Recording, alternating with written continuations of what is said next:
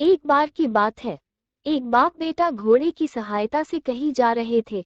बाप ने बेटे को घोड़े पर बैठा रखा था और खुद पैदल चल रहा था। ये देखकर लोगों ने कहा, कैसा बेटा है जो अपने बाप को पैदल चला रहा है और खुद घोड़े पर बैठा है। लोगों की यह बात सुनकर बेटा नीचे उतर गया और अपने पिता को घोड़े पर बिठा दिया और आगे की राह पर चल पड़े। कुछ ही दूर चलने पर वापस लोगों ने उन्हें देखा तो बोले, कैसा बाप है जो अपने बेटे को पैदल चलवा रहा है और खुद घोड़े पर बैठा है। ये बात सुनकर पिता भी घोड़े से उतर गया और दोनों बाप बेटे पैदल चलने लग गए। कुछ दूर चलने पर फिर लोग मिले तो बोले, कैसे मूर्ख लोग हैं जो साथ में घोड़ा होते हुए भी पैदल चल रहे हैं। ये बात सुनकर बाप बेटे का दिमाग खराब हो गया। अब दोनों घोड़े के ऊपर बैठ गए और वहां से आगे की ओर निकल गए।